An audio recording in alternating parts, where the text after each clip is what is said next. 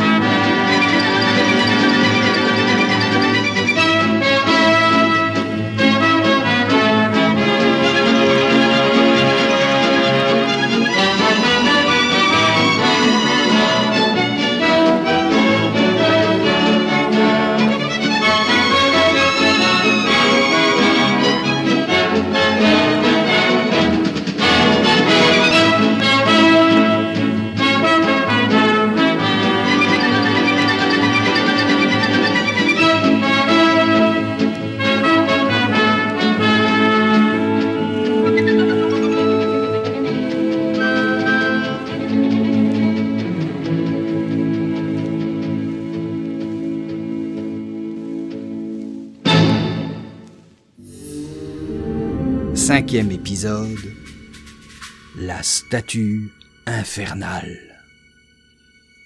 Au château de Marimont, les valeureux aventuriers sont toujours en quête de la mystérieuse statuette égyptienne.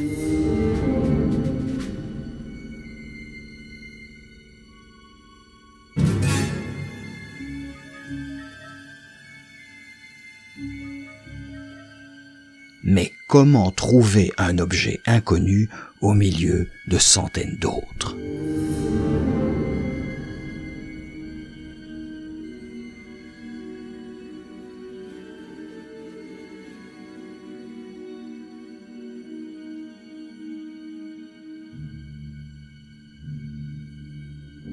Je me demande bien comment nous pourrions reconnaître une statuette que nous n'avons jamais vue.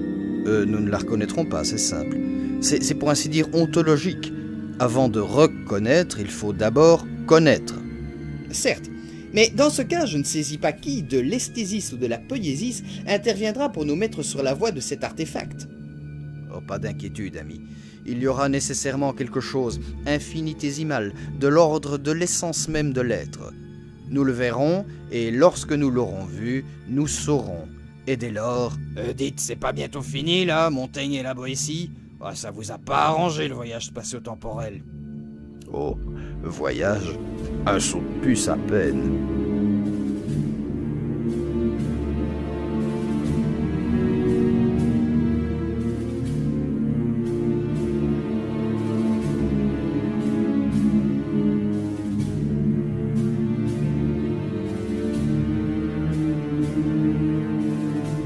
Tout à coup, Antoine Jolivet s'immobilise, comme frappé de stupeur. Lewis Carroll! Oh, vous n'allez pas recommencer avec vos salades. Mais non! Lewis Carroll était un grand initié, rite égyptien, tout ça. La réponse, elle est là, dans Alice au pays des merveilles. La téléportation a dû lui occasionner un dysfonctionnement temporaire de la substance réticulée ascendante. Oui, vous avez eu un choc et dans votre crâne, c'est un vrai bord. Je vous permets pas d'abord. Ma substance réticulée fonctionne parfaitement bien. Mais regardez plutôt là, sur le mur. Ce ne peut être que lui, le maître du temps, le dieu à tête de lagomorphe. Quoi de neuf, docteur? Il fallait donc trouver ce dieu étrange, ou, du moins, sa statue. Bon, nous disons donc un lagomorphe. Grâce à la science du professeur Mortimer Pickleton, ce fut un jeu d'enfant. est.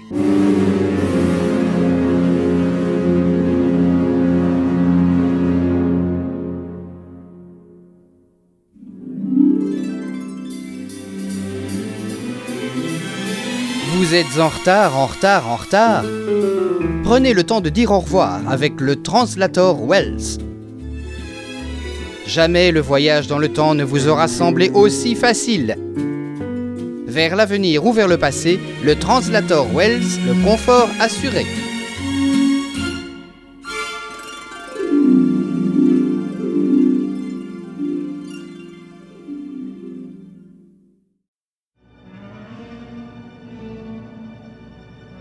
Regardez!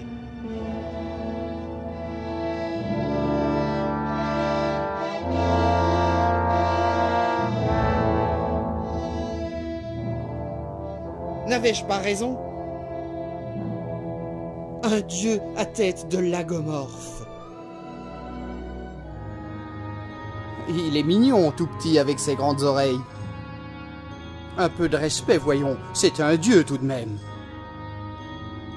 Méfiez-vous. Mon détecteur universel signale qu'une grande puissance émane de cette chose.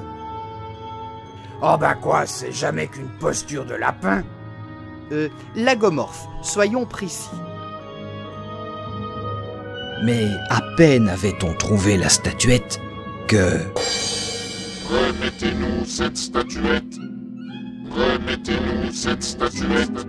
Misérable jeu! Aïe! Flûte! J'ai glissé. Remettez-nous cette statuette. Je vous préviens, au premier geste de l'un de vous, je la détruis. Remettez-nous cette statuette. Remettez-nous cette statuette. Remettez-nous cette statuette.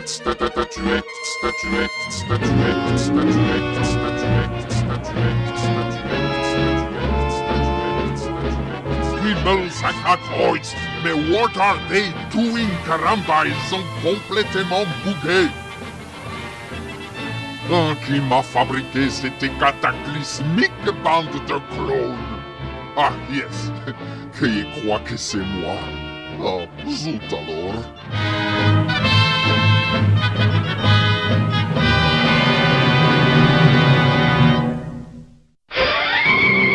Que va faire l'ignoble von Mesbach? Nos sympathiques héros arriveront-ils à se tirer des griffes des clones? Antoine détruira-t-il l'étrange statuette?